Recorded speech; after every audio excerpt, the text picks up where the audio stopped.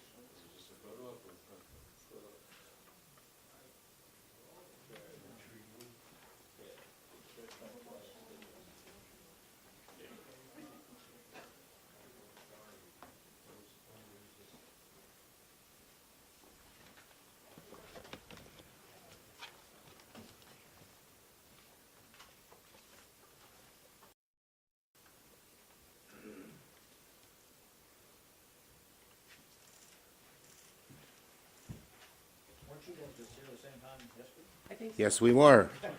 But the freeze continues. Or the fight against the freeze continues. Okay, I'm proud to be joined by my colleague, Senator Murray, our ranking member of Appropriations, Senator Peters, ranking member of Homeland Security, and Senator Heinrich, ranking member of Energy Committee. So, in one instant, in the blink of an eye, in the dark of night, Donald Trump committed one of the cruelest actions that I have seen the federal government do in a very long time. Cutting off, shutting off billions, maybe trillions of dollars of things that average American families need. Everything was on the line. Our police officers who keep us safe, our firefighters who keep us safe, hospitals, particularly rural hospitals that need their funding to help sick people. Our cities, our schools, from one end of the country to the other. You cut off school funding, Property taxes go up. People hate property taxes. And every corner of the country is feeling the wrath of Donald Trump's cruel plan. In fact, I call his plan, it can be described many bad ways. It is lawless. It is foolish. But it also could be described by the three C's: chaotic, careless, cruel. Every corner of the country is just in panic about what Donald Trump will do. And make no mistake about it, this was not an accident. This was not something said, oh, we need to study a few things. I was asked today by somebody, well, don't they need to study the federal government programs? They can study them, but you don't cut them first and then study them later. That's backwards. That's ridiculous. And Donald Trump's plan, make no mistake about it, it's Project 2025 by another name, going to be led by Project 2025's originator and leading opponent, Russell Vogt, who's going to be at the head of OMB, which has the power to do all of these cruel things. Millions of Americans were left scrambling yesterday to figure out how this would hurt them. From one end of my state to the other, I got calls from so many different people, and I'm sure that's true in every one of our states. Donald Trump, with his cruel policy, has aroused the American people and begun to show them how this administration is not for working families, but for the billionaires, because they want to make these cuts so they can cut taxes on the wealthiest of Americans and the biggest corporations. My office was smothered by an avalanche of calls from New Yorkers, local leaders in every part of my state, furious that the administration would do this with no notice, with no understanding. Again, chaos reigned. I got calls from a whole lot of Republican town supervisors and mayors asking, what about flood prevention? What about sewer construction projects? They had shovel-ready projects to go. Should they send the workers home? Chaos, fear for this reckless and lawless program. To show you how this is affecting all of America, just some of the calls, a few of the calls I got from my state. A food bank, Feedmore, in Western New York, fearful that they wouldn't be make deliveries to hungry people should they shutter their operation. Rochester Head Start, they get a check next week should they shut down Head Start. And what will happen to all the families whose kids go to Head Start and who work, can't go to work? I got calls from the Family and Children's Association of Long Island. They treat substance abuse. They get weekly funding payments or bi-weekly. What are they going to do? Tell these people who are in the middle of therapy and need help, go home? Churches United for Fair Housing. They're in the process of building some housing. Do they send the workers home? They don't want to keep them there for weeks. School districts wanting to know, should they continue to serve school lunches for the kids next week? Community health centers like Cornerstone Family Health in the Hudson Valley. They started making a plan to triage what services they could provide and what services they couldn't. The Roswell Cancer Center, which has done so much groundbreaking research up there in Buffalo, asking if research would vanish. Should they stop interviewing new scientists who were coming to apply for jobs? This is all awful. How is freezing all these funds going to help families pay for groceries? How is it going to make neighborhoods safer? How is it going to create new jobs? Of course it won't. In fact, it's going to do the opposite. It will only raise costs, threaten communities, kill good-paying jobs. Under Donald Trump's plan, America is less safe, less healthy, Families are on the chopping block. Food inspectors, should they go home? Don't we want our food to be safe? And even small things. I was in Buffalo and Rochester Monday before, talking about the $300 million we all put in the budget to fight avian flu in November. Is that going to be cut? The price of eggs was $2 a year ago. It was $4 in November. It's $5 to $6 in New York right now. It'll go up to $8. That's just one small cut affecting America's costs on something they're really aggravated about, the high cost of the price of eggs. So, this is just terrible. Now, I know you'll say, well, there's a federal judge on Monday who's going to rule. They put a pause. We know what Trump and Vogt are up to. This is their blueprint. This is what they want to do. And they are going to keep at it. But I want to assure the American people, we are going to keep fighting and fighting and fighting until this cruel, evil program that causes such chaos from one end of America to the other is dead. Patty. Oh, wait, I forgot to mention one thing. Just a little news. Last night I talked to a few of the governors, and tonight we will be on the phone with the governors, with the Democratic governors, not only to get feedback from their states, but to coordinate our response. This response is going to continue for a long period of time, and it's going to be in every corner of America at every level of government.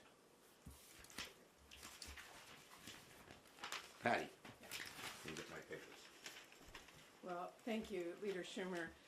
While a judge has put this illegal move to freeze federal grants on hold for a very few short days, as Senator Schumer talked about, the threat and the chaos and the panic remains.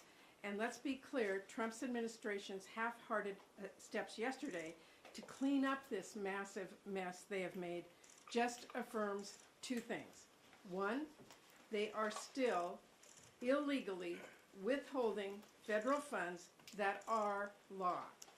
And two, this is an administration whose sheer incompetence, combined with their bad intentions and willful disregard of the law, is creating mass panic and chaos and hurting people everywhere. Their explanations have created no clarity or certainty for many panicked families, businesses, nonprofits, towns, and states. And they don't actually change the basic fact that Trump is holding up funding our communities are counting on, and funding that is law. Because first off, there are a lot of programs they are saying won't be affected, when that is not what organizations across the country are experiencing. Just one example, yesterday, Head Start providers were locked out of their reimbursement portal, meaning folks that are taking care of our youngest kids were suddenly not sure how they're going to keep the doors open or pay their teachers and staff. Rental assistance. The payment system for housing authorities was down yesterday. I checked again with my staff this morning. It is still down. And beyond that, there is just a long list of programs still left completely on the chopping block. Programs that help red states and blue states alike. Meanwhile, a tribe back in my home state of Washington told me just a little bit ago that they are having to determine if they need to lay off 400 people. Community health centers have been having difficulty drawing down their federal funds. Sometimes they are the only providers, especially in our rural or remote communities. It is the end of the month. They need to make payroll.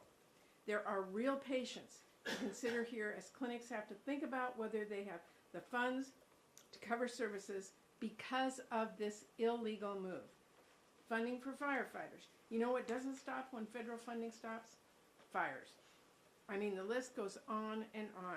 The calls are coming in, and the chaos, I'm here to tell you, has not died down this morning. There's really only one solution here in the Senate, and that is for all of us to stand up and say enough. To demand that President Trump revoke these reckless orders and recognize Congress. Congress has the power of purse. We will fight this in the courts, yes, but President Trump needs to back down from this reckless order that is hurting Americans and just follow the law as Congress wrote it. This kind of freeze is going to hurt their states just as much, if not more. This is not a red or blue issue. And so, as Leader Schumer has said, we're going to keep sounding the alarm and pointing out who President Trump is hurting. We're going to listen to folks back home and raise their stories for everyone to hear. None of us were elected to hurt people or sow chaos. We are elected to help people and solve problems. I hope every member of Congress works with us to make that clear and work to tell President Trump the law is the law. Work to tell him that Congress is a co-equal branch of government and the executive is there to execute the laws Congress has written. The White House needs to stop hurting the American people. Peters. Well, thank you. I won't reiterate some of the comments made by my colleagues here, except for the fact that all that is happening in my colleague states is also happening in the state of Michigan. So this is clearly a national issue, and I speak for all of my colleagues in our caucus that are experiencing this. Grant funding pay for police, firefighters, which is something that is particularly problematic. One thing I haven't heard here, but I've heard back in my state, there are even small businesses, especially those that get grants like the SBIR. Small businesses are worried, will I be able to make payroll? Do I need to worry about that? Do I need to tell my employees that? And small businesses, as all of my colleagues believe, are the heart and soul of our economy. It's where the rubber meets the road in terms of our local communities, and they're very fearful about what this could mean for them. Road, bridge construction coming to a halt. And what does that do? It raises the cost as well. Taxpayer money, more taxpayer money will be needed to complete these vital projects because of this chaos being created by President Trump. Heating assistance. I'm a cold state in Michigan. Heating assistance is also one that people worry a great deal about. And I know there's a court case that has just come through, but I think it's important to understand that courts have already ruled on this. We know that this is not constitutional, what he's doing. The president cannot hold funding back that Congress has appropriated. We saw this same battle play out when Richard Nixon was the president. Richard Nixon held back funding for key programs. It went to court. There was a Supreme Court decision that rejected that, Train versus City of New York. It said the president cannot withhold, in that case, water protection funding. There are other cases, more recently in 1998, Clinton versus New York, where the Supreme Court determined that the president cannot unilaterally cancel appropriations that were made by Congress. But this administration doesn't believe that. They believe that they can determine what's constitutional, not the Supreme Court. In fact, we had Mr. Vogt before my committee. We have joint jurisdiction with budget over OMB, particularly for personnel matters. And I was stunned, actually stunned by Mr. Vogt's comments when I asked him how he, in his past tenure, when he worked in the first administration, withheld funding that also hurt people. We've seen this play out before. If you recall the hurricane in Puerto Rico, it was Mr. Vogt, Mr. Trump, that would not send money to victims of a massive hurricane in Puerto Rico, families who were hurting, families who didn't know where their next meal would come from, didn't have a roof over their head, and they withheld funding. It's mean, it's cruel, it's unconstitutional. And when I pressed Mr. Vogt, he said, well, the Impoundment Act is unconstitutional. I don't know anywhere where an OMB director has the power to actually determine what's constitutional and unconstitutional. And when I pressed him on that, he said, well, the president does. And I go, why does the president have that power? He said, because he won an election. Because he won an election, he has the ability to go in there and just say, this is unconstitutional, I'm going to do what I want. Mr. Trump President Trump believes that he can say, we're going to fully fund this program and this program, and I don't care what Congress has said. We know the legal authority is very clear. It's a very concerning development. We know court cases can take time, and people who depend on this money do not have time. Firefighters do not have time. As Senator Murray mentioned, fires will occur. People in small businesses, they got to make a payroll. Many people who work in those businesses literally live paycheck to paycheck, and you're putting them in an unconscionable position. And I fear that what we're going to see out of OMB is can make this problem even worse. As we're looking at personnel issues, which are before my committee and the government services aspect of his GAC, where there's now so-called buyout program to take away or to minimize civil servants, professional civil servants in agencies across the government. And their plan under Schedule F is to replace them with political cronies that will only do the bidding of President Trump and Mr. Vote. We've also played that before. If you remember, we have a civil service system because in the 1800s we had basically a patronage system in our government where we had unqualified people who were inept, they were corrupt, and now President Trump wants to bring that back. He wants inept, corrupt people that are just 100% loyal to him. And the end result is that everyday people are going to be hurt, which is why we have to fight it. Heinrich. Gary mentioned what Russell Vogt said about the president having just won an election. I just won an election by double digits, and what I can tell you is that most people voted for cheaper eggs. They did not vote for this chaos. And people are absolutely beside themselves with what's going on out there.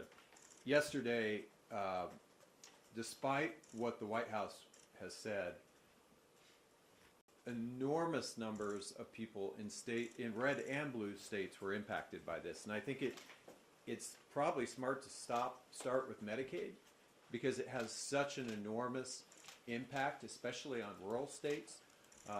Medicaid obviously impacts poor kids and is how they oftentimes access health care. It's also how we finance much of the nursing home system and the long-term care system. All of that was thrown up in the air yesterday as our portals were locked down and reimbursement stopped. Now, by the end of the day, they said, oh, no, Medicaid, we didn't mean that. Well, why? Was it a coincidence that all of us had our Medicaid portals shut down at the same time?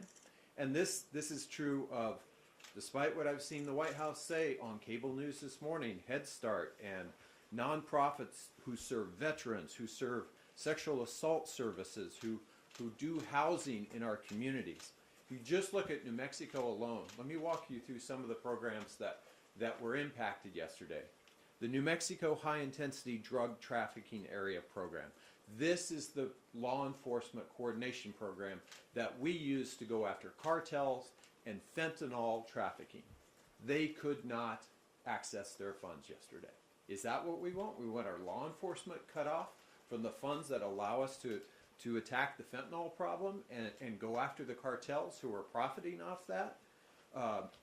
Schools were thrown up in the air as would they be able to pull down their grant money, and do they need to start making decisions immediately about other services because they won't have those grant fundings.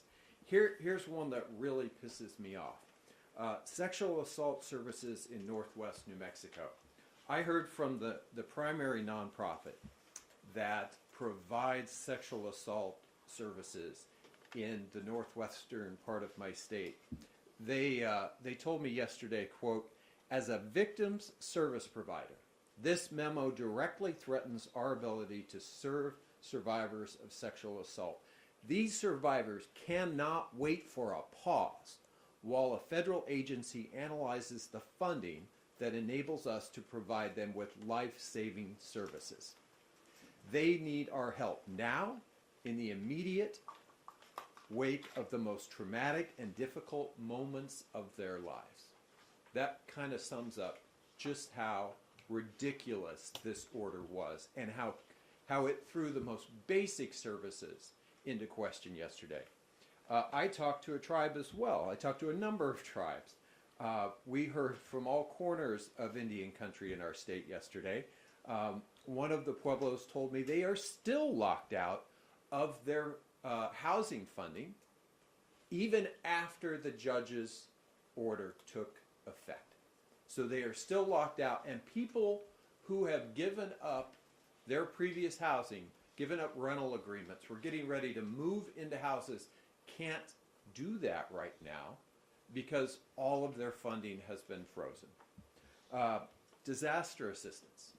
This one has got to have everybody scratching their heads. We have had unprecedented disasters recently in New Mexico. We had huge fires in both the northern and southern parts of our states and the floods that come after those fires. right now, as of this morning, we were asking FEMA if these funds are still paused or not, and their answer to us was, we don't know. So you're going to tell people who are the victim of these fires, one of which was actually the result of actions of the federal government that impacted these communities, that that we're going to hold up your disaster assistance funding until we figure out whether giving you that funding is somehow woke. I mean, this is just ridiculous, folks. So my message to all of you and to the administration is simple. Let's follow the law. Let's get back to democracy, and let's get back to work for the American people who just want to be able to go about their lives without this chaos. Thank you, my colleagues. First, I wanted to make two more points. So you've heard we're hearing from people from every corner of our states. But we are also, I was today on a Zoom with about 50 TV stations in New York. We are urging, I did, and we are all urging our groups to contact particularly their Republican senators and their Republican congressmen and tell them to tell Trump to cut this out. It's causing too much chaos. That's number one. Number two, so Carson has this plan, flood the zone. Throw so much junk against the wall that no one will notice. Well, they sure screwed up with this one because everyone's noticing. And what are they noticing? They're noticing health care and housing for seniors and veterans being cut, funding for hospitals and community health centers being cut, Meals on Wheels and food pantry being cut, school meal programs being cut, tax relief for families, veterans in retirement being cut, police and firefighting funding being cut, funding for the HIDA program, which Martin mentioned, and we have the same problem in New York State. Some of our HIDA people are complaining, being cut, disaster relief being cut, small business being cut.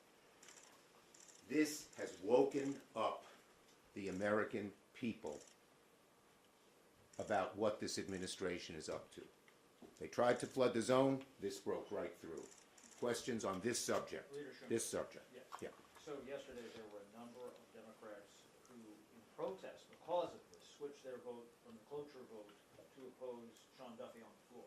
Should we continue to see that on other votes for nominees who might be bipartisan in protest of this Well, there is, memo, and how that will play out on these nominees? yeah, there are certain nominees that we're particularly focusing on. Kennedy today, I guess he's having his hearing as we speak now. The guy from the FBI, Kash Patel, Tulsi Gabbard of DNI. We're focused on some particular people who we think we might get some Republican support on. Yes? Obviously, there's a government funding deadline in the middle of March. How is this affecting those negotiations or lack of negotiations at this moment? I'll call on Patty as our appropriator. You're absolutely correct. There's a funding deadline March 14th. We need to have a top line. We need to get our committees working to reach an agreement that has enough votes in the House and the Senate to pass. It is extremely difficult to agree to a compromise on anything if the White House is going to assert that they control the funds, we don't. So this is really putting that in jeopardy. Yes, yes, sir. You talk about these different organizations and people in New York reaching out to you, and you've encouraged them to obviously keep up this apparition, to possibly contact the president in any way, shape, or form, but do you realistically think that the president is going to listen to many of these people in upstate New York who are struggling? The roots of democracy are deep. And what we're saying is, go to your local official, your local congressman, your local senator, and have them get to the president. But the roots of democracy are deep. People are aroused. I haven't seen people so aroused in a very, very long time in terms of trying to get this done. So yes, I think democracy will have an effect, and we are going to keep at it. We're going to keep at it legally. We're going to keep at it legislatively, but we're also going to keep at it in terms of the grassroots. Thank you, everybody. Thank you.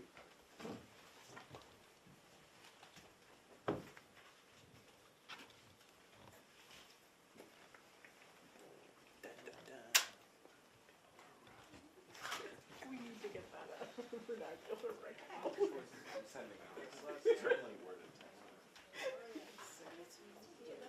I didn't love it.